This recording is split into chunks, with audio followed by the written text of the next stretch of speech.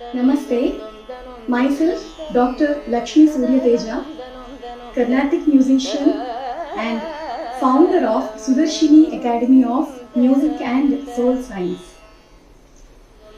We from SuDarshini team are pleased and delighted to announce a masterclass workshop by Vidwān Shri Prince Rama Varma sir. The concept is the art of Swarakalpana singing. A few words by Varma sir himself about how he is going to conduct the workshop. Hello from Varma. I hope all of you are fine. I have a very interesting online teaching session.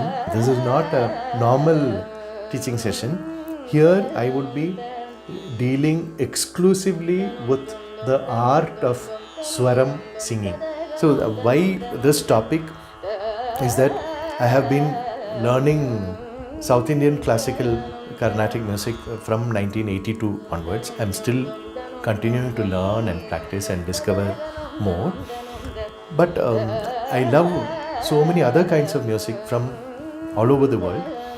So I find that there are so many singers who are much superior to so many Carnatic musicians when it comes to just singing.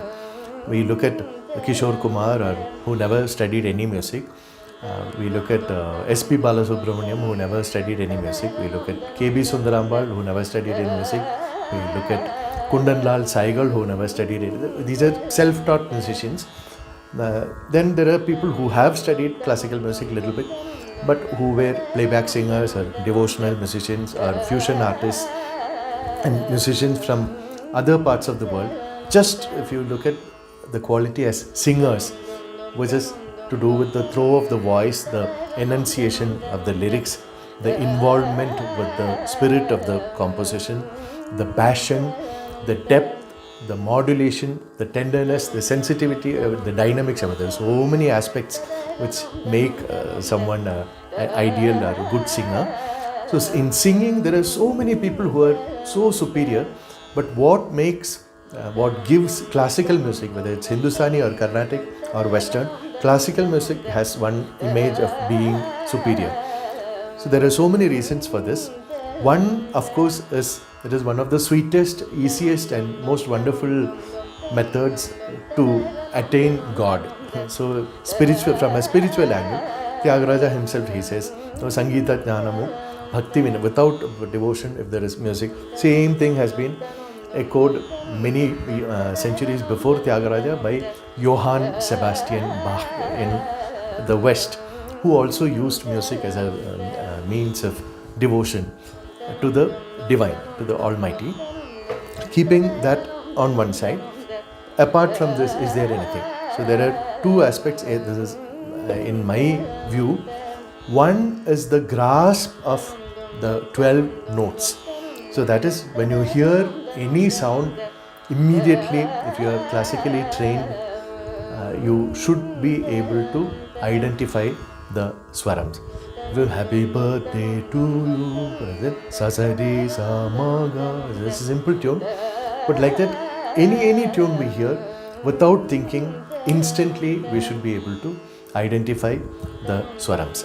So suppose we call ourselves or consider ourselves or imagine ourselves a classical musician, but if we hear a swaram, any tune, we can't identify the notes, then you are not a classical musician. It is like saying, I am an English teacher, but if you tell me apple, I don't know how to say A-P-P-L-E, or I have to think for half an hour.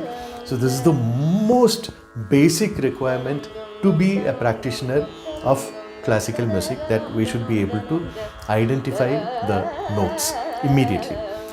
So that is one aspect. The third aspect is improvisation. So improvisation is the most thrilling, wonderful aspect of Indian classical music. Because if you look at Western classical music, there is a piano concerto by Beethoven, or there's a violin concerto by Mozart. Then Beethoven or Mozart, that is a person who is the composer. Then there will be a soloist and an orchestra. They are the performers, and for the whole thing there would be a person with a baton conducting. So there is a conductor. So there's a composer, the performer and conductor. They all come together and give us wonderful music.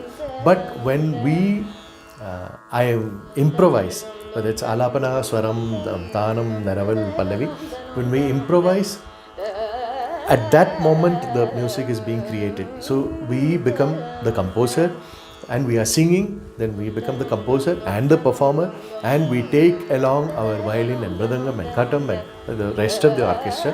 So we are the conductor also. So at the same time we become composer, performer and conductor when we improvise.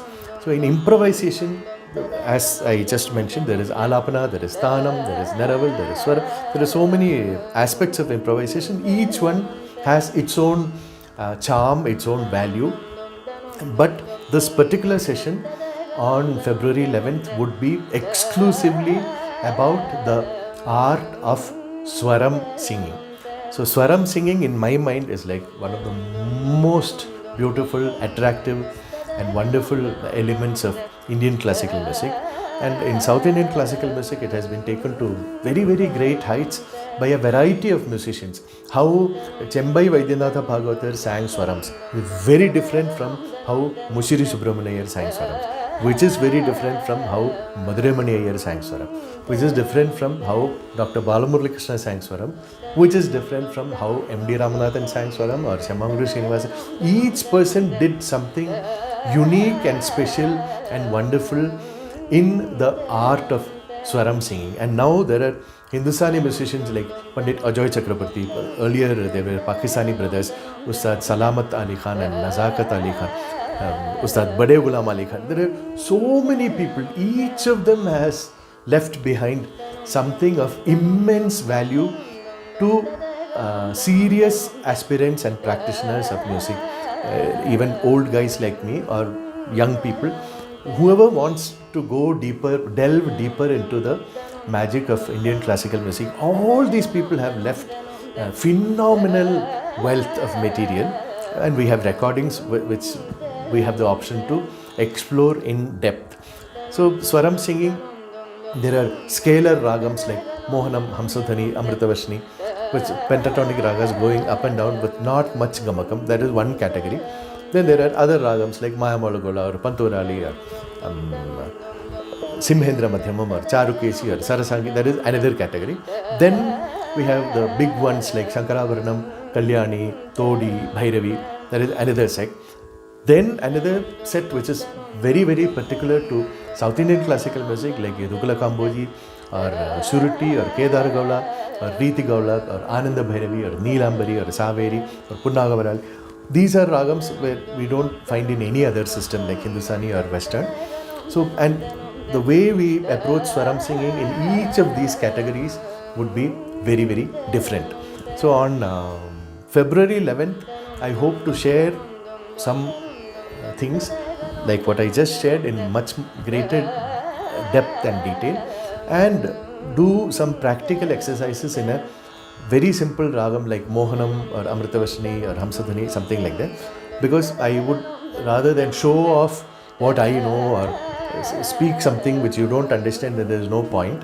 There's this meeting between Charlie Chaplin and Albert Einstein. So Albert Einstein told Charlie Chaplin, who made silent movies, he says, you don't speak a word at all, but the whole world understands you and your art is so superior.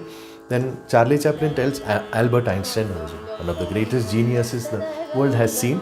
So Charlie Chaplin says, well, nobody understands anything what you are saying, so that is why they feel you are very superior. So that is one way of looking at things. So I definitely am much more Charlie Chaplin than Albert Einstein. So I hope to share, not just tell you some things like I have been telling now, but practical exercises which you can do, and some suggestions on what you should do if you wish to really explore the world of swaram singing. More than it can impress other people, it can be thrilling, all that is there, but the number one thing is that it gives us so much pleasure. Even if there is no mic, no audience, no accompanist, nothing, I'm just sitting alone in my room and I'm just singing swarams, meaning it is so thrilling for ourselves, intellectually, physically, emotionally, in every way it is so wonderful. So this is the intended program. So please, this is only online, not in person, and as I said, organized by SuDarshini Academy. It's first time that we are having an interaction. So February 11th, 7:30 p.m. to 9 p.m. Please message by WhatsApp +91 8985 152465. See you. Bye. You please feel well. So suppose you are not yet at a stage where you can sing Manodharma Swaram, don't worry. If you register and you don't sing at all, just sit and listen also. So much material you will get as a takeaway, that I guarantee, I promise you. Bye. Join us on 11th February, 7:30 p.m. to 9 p.m. IST. Do register through the Google form and enjoy the learning experience on the magic in Manodharma Sangeetham, the art of Swarakalpana singing. Don't miss it. Thank you.